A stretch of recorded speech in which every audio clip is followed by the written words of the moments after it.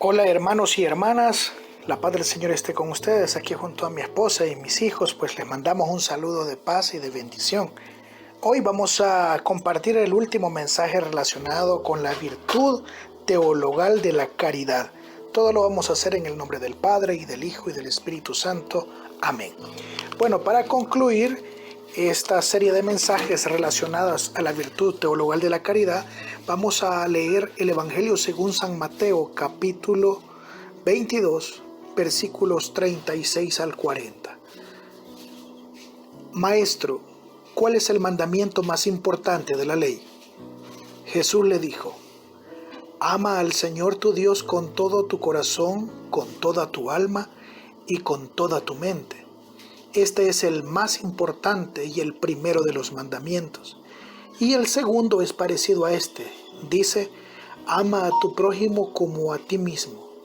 Estos dos mandamientos son la base de toda la ley y de las enseñanzas de los profetas. Palabra del Señor, gloria y honor a ti, Señor Jesús.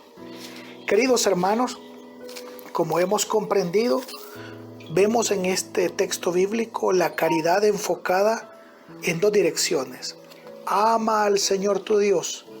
Ten caridad con el Señor tu Dios. Es decir, tenlo en un alto precio, en un alto lugar. Y dice que es con toda tu alma, con toda tu mente, con todo tu corazón. Este es el más importante de los mandamientos, dice el texto. Quiere decir que esto debe de ocupar el primer lugar, el más alto precio, valor, algo que es lo más valioso para nosotros, debe de ser Dios siempre. Pero está amarrado con el segundo, amar a tu prójimo como a ti mismo. Y vamos a entenderlo así. Quizás la palabra de Dios nos lo explique mejor. A veces uno dice que ama a Dios, que no lo ha visto, y detesta a su propio hermano. La primera carta de Juan, capítulo 4, versículo 19, nos lo va a explicar o nos lo va a decir.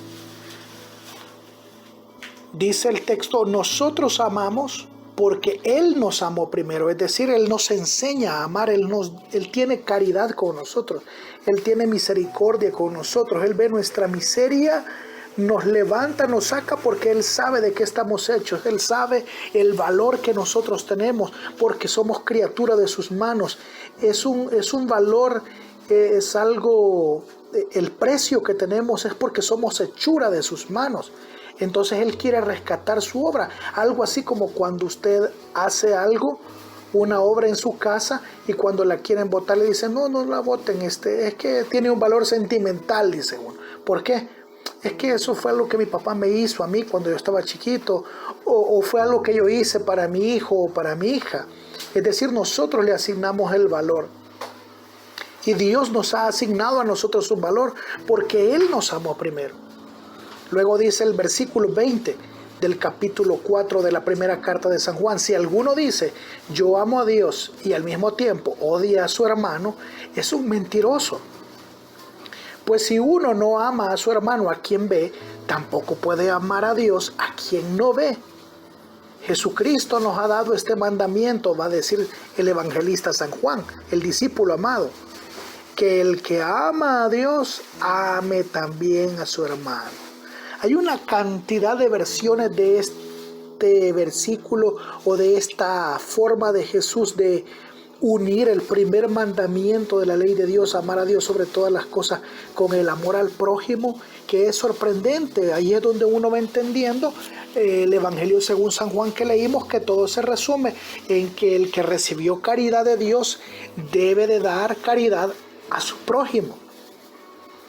Y es así como Dios lo ha intentado explicar a través de muchos pasajes y de muchas formas. Por ejemplo, en la persona de Jesús lo intenta explicar a través de aquella parábola de aquel siervo que es llevado donde el rey y le debe una cierta cantidad de dinero. Le pide que le pague la deuda, pero La persona le dice que le tenga compasión, que él todavía no tiene el dinero, pero que le va a pagar.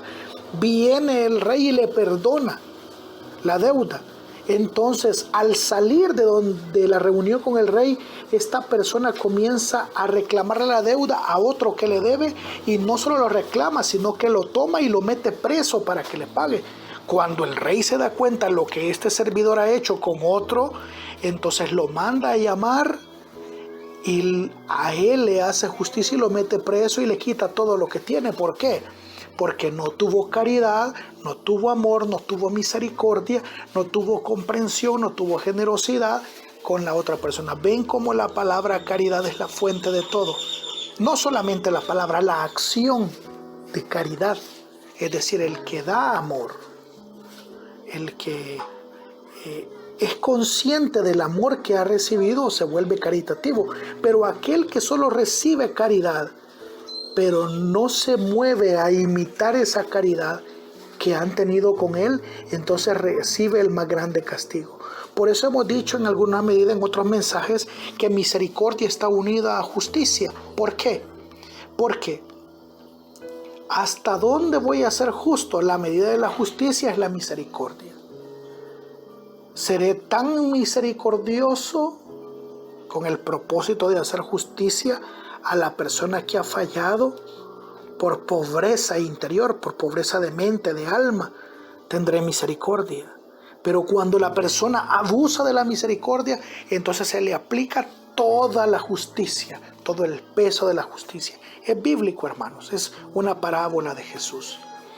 Ahora haremos una parte conclusiva diciendo de que esta virtud, esta característica, esta forma de comportarse de Dios, este hábito de Dios que también se refleja en su Hijo Jesucristo, esta actitud caritativa de dar un alto precio al grado de pagar y de rescatar, es un comportamiento no de Jesús en el momento en que vivió, ni algo que se nos pide a nosotros los cristianos ahorita como algo ideal, sino que es la forma de vivir de Dios. Así es su comportamiento habitual.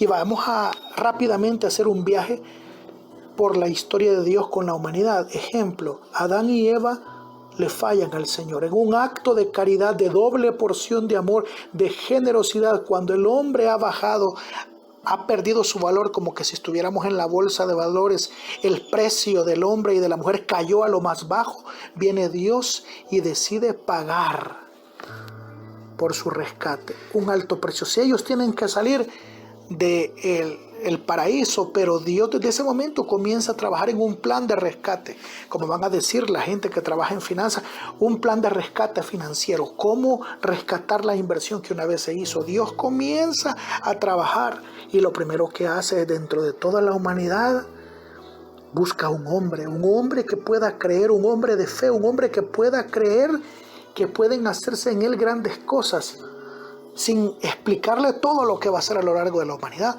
Y así encuentra a Abraham. Este hombre, Abraham, por fe, acepta que puede ser padre de naciones y que de él saldrán un profeta. Y él se cree todo lo que Dios le dice. Confía, se deja llevar por la palabra. Se fía de la palabra. Se apega a la palabra.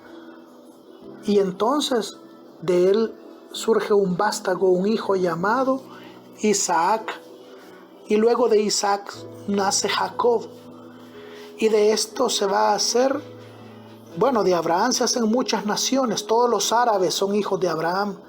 Luego de Isaac se va a dividir en el pueblo de Esaú, que más tarde vamos a conocer como el país en la Biblia de Edom, y de Jacob, luego llamado Israel, porque Dios le cambia el nombre. Van a surgir todos los israelitas, y de los israelitas van a surgir las 12 tribus de Israel, entre las cuales se encuentra la tribu de Judá, que va a ser el reino de David.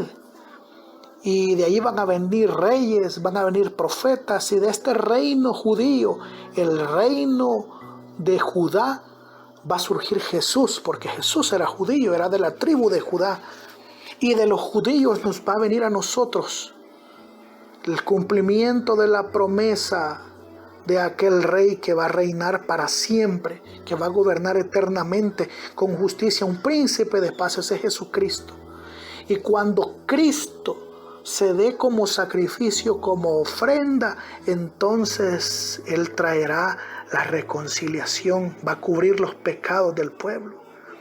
Y una vez es levantado y es crucificado y luego desciende, dice la palabra que va a ser llevado a la diestra del Padre glorificado, y desde ahí nos enviarán el Espíritu Santo, como ya lo había prometido en el Evangelio según San Juan.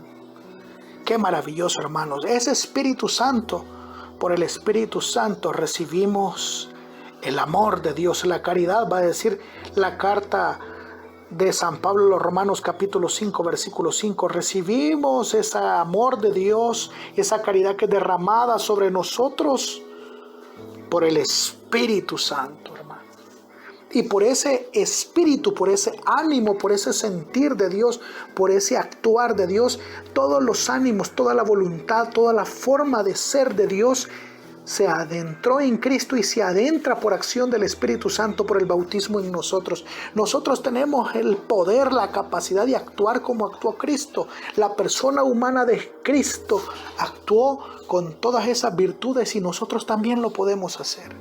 Pero todo movido por el amor.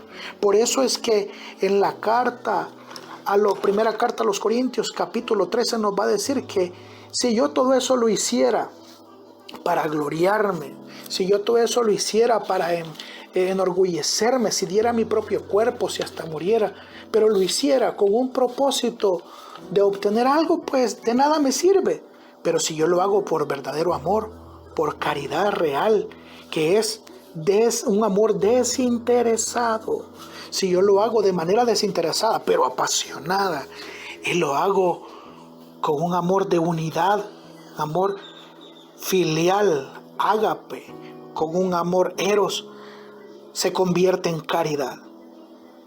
Y si yo hago todo eso desinteresadamente, solo con el propósito de darle gloria al Padre, al Hijo, solo con el propósito de hacerlo visible. Mire qué bonito.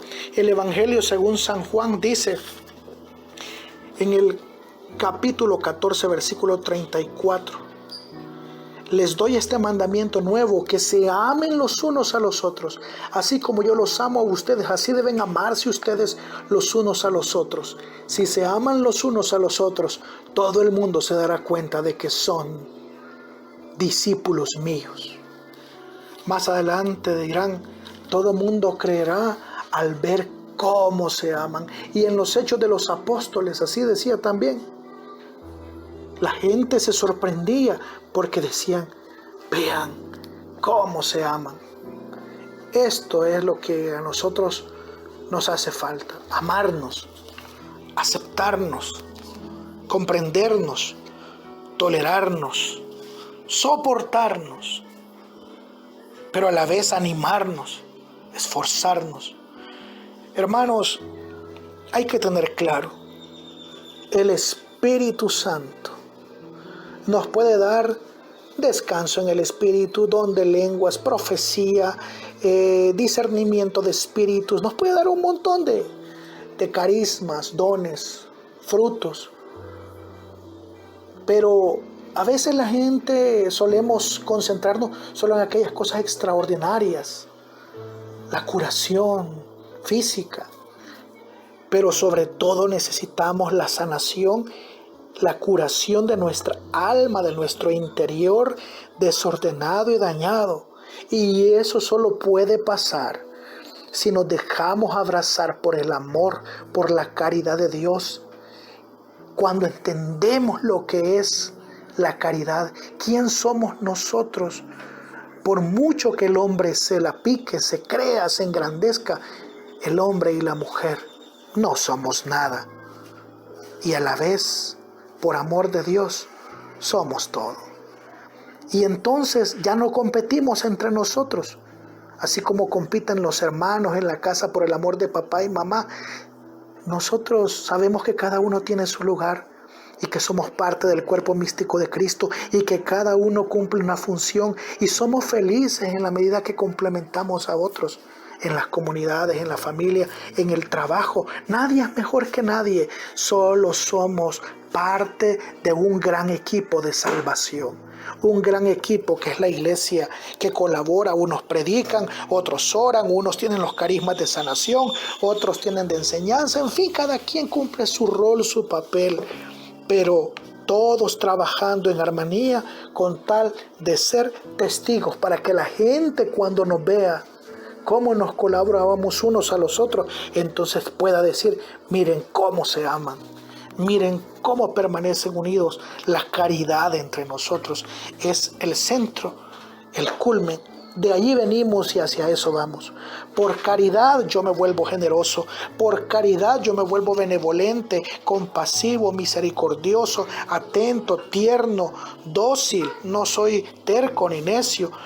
Me vuelvo manso, humilde, sencillo, dispuesto a que me pongan donde quieran, a hacer la labor que sea.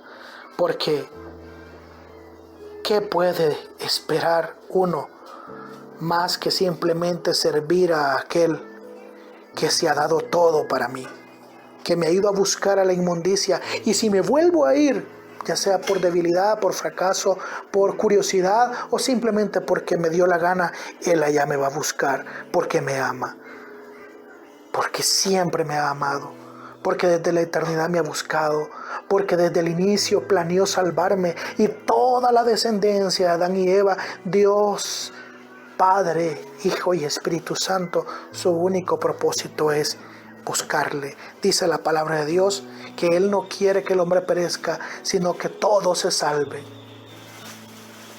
Que la palabra de Dios sea nuestra alegría.